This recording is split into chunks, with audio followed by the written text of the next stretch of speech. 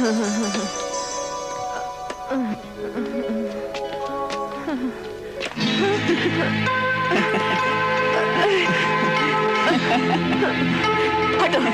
हटो यहाँ से। रास्ता छोड़ो। कैसे छोड़ दें? तुम्हारी इस डलिया से बड़ी दिव्य सुगंध आ रही है। क्या छिपा रखा है इसमें? ये तुम्हारे काम का नहीं है। हटो। अरे सुंदरी, तुम्हें इतना क्रोध शोभा नहीं देता। कौन हो तुम सुंदरी, जो इतने क्रोध में भी इतनी सुंदर लग रही हो? बोलो ना सुंदरी, कौन हो तुम?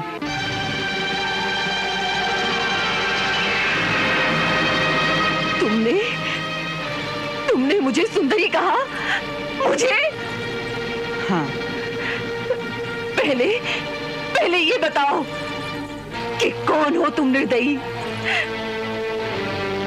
जो एक कुरूप कुबड़ी स्त्री को सुंदरी कह के उसकी हंसी उड़ा रहे हो, जिसका लोग कुब्जा कह के उपहास करते हैं, जो लोगों के तानों से दुखी होकर अकेली छिप कर सूनी गलियों से जाती है, ताकि ये घृणित शब्द बार बार मुझे न सुनना पड़े। फिर भी किसी न किसी घर से, कहीं न कहीं से ये व्यंग्यवाड़ तो आ ही जाता है। ये व्यंग्यवाड़ तो आ ही जाता है कि देखो, वो कुब्जा जा रही है। उनके तानों से दुखी होती हूँ, उनके उपहास को सह लेती हूँ, क्योंकि ये सत्य है कि मैं कुब्जा हूँ। परंतु ऐसा क्रूर उपहास किसी ने कभी मुझसे नहीं किया जो तुमने मुझे सुंदरी कह के किया है।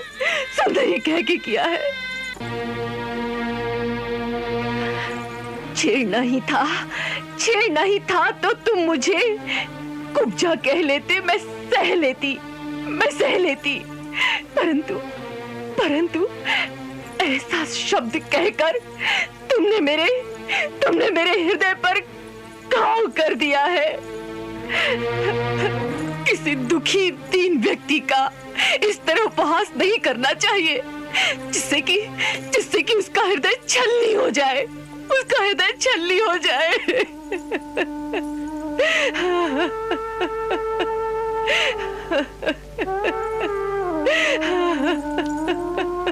मैंने हंसी तो नहीं उड़ाई सुंदरी, मैंने तो केवल वही कहा है जो सत्य है। ये सत्य है। एक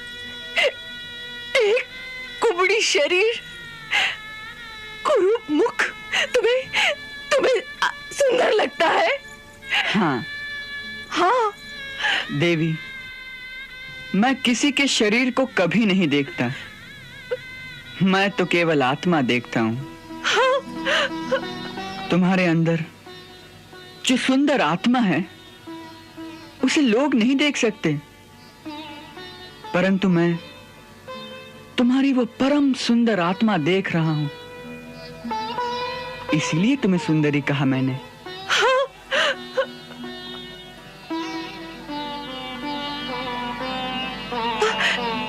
आत्मा की सुंदरता को किसने देखा है?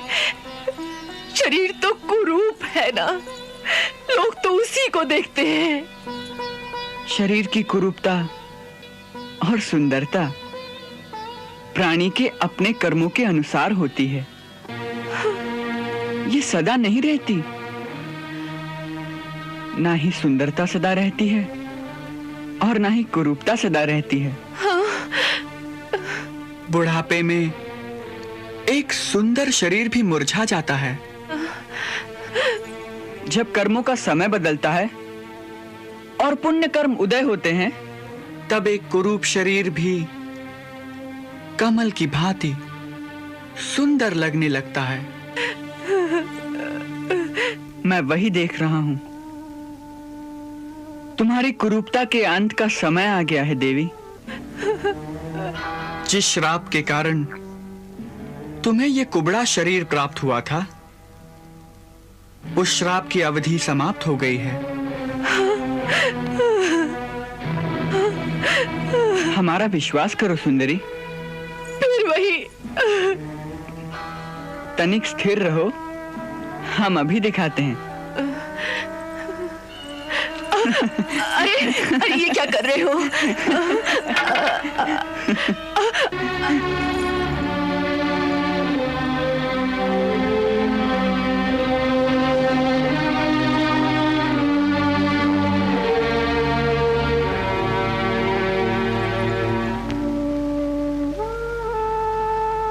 ये चंदन, ये अंगराग मैं महाराज कंस के लिए ले जा रही हूँ।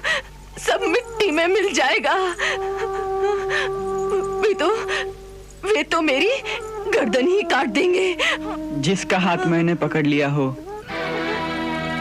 उसका महाराज कंस भी कुछ नहीं बिगाड़ सकते।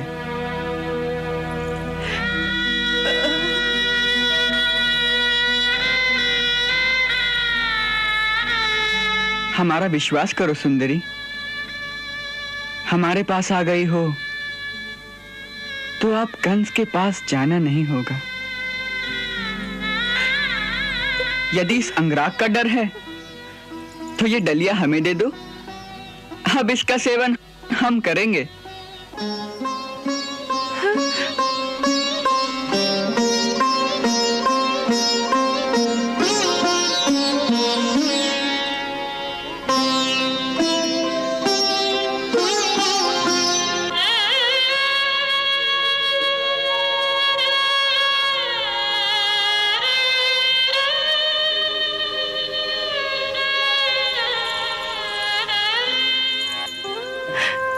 कौन हो तुम? कौन हो तुम? तुम्हें देखकर ऐसा लगता है जैसे जीवन भर ये अंगराग मैं तुम्हारे लिए ही बनाती रही हूँ। अंदर से ऐसा लगता है जैसे मैं कई जन्मों से तुम्हारी ही प्रतीक्षा करती रही हूँ। हाँ, यही सत्य है।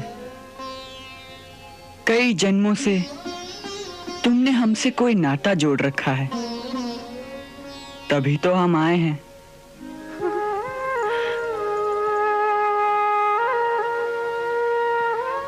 मैं जानती नहीं हूं कि तुम कौन हो, परंतु आत्मा के अंदर से कोई आवाज दे रहा है कि ये चंदन, ये अंगराग तो क्या है पगली। अपना सर्वस्व इनके चरणों में समर्पण कर दे। यही तेरा सर्वस्व है, यही तेरा सर्वस्व है। ले लो प्रभु, ये सर्वस्व तुम्हारा ही है। नहीं नहीं नहीं नहीं, ऐसे नहीं दूंगी। जी चाहता है आज मैं अपने हाथ से तुम्हारे शरीर पर इस अंगराग का लेप करूं।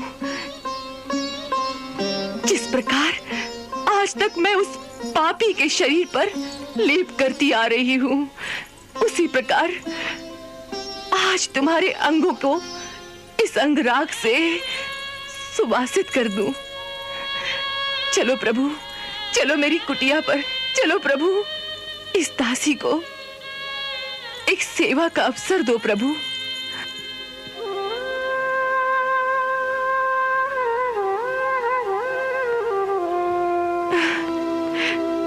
अच्छी बात है, परंतु तुम्हारे महाराज क्या कहेंगे? कहीं गर्दन काट दी तो? कौन महाराज?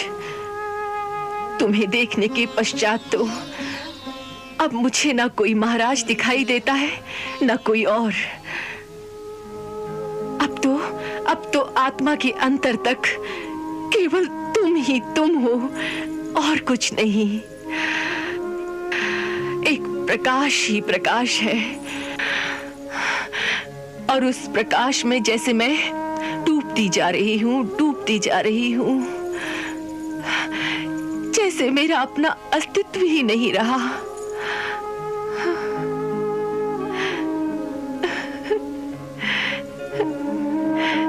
प्रभु,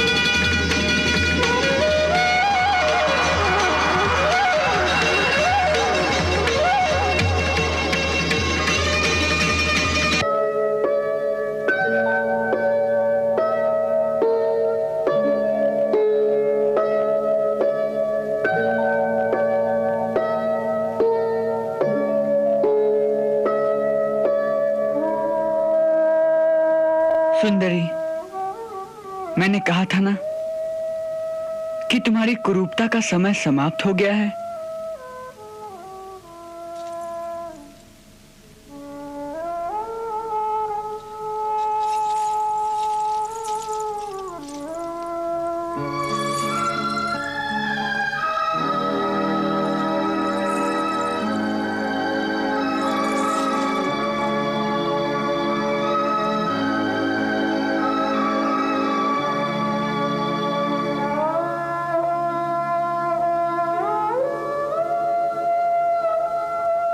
बोलो, क्या चाहिए?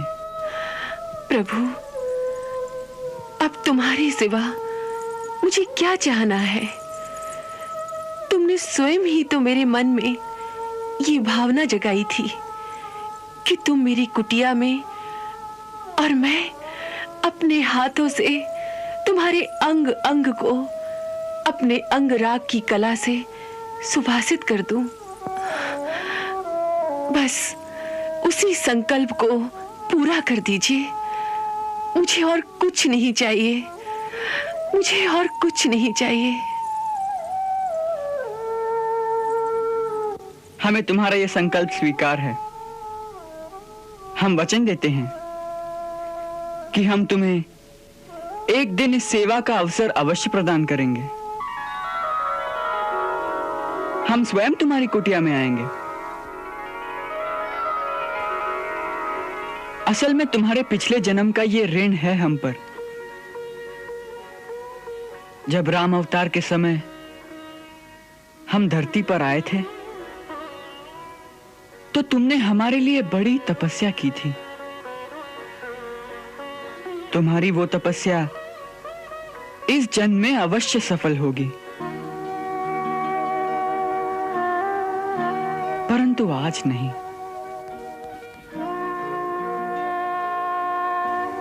आज नहीं तो कोई बात नहीं। जब मैंने इतने जन्मों तक प्रतीक्षा की है, तब मैं इस जन्म में भी आज से अपनी कुटिया में बैठी इन चरणों की प्रतीक्षा करूंगी।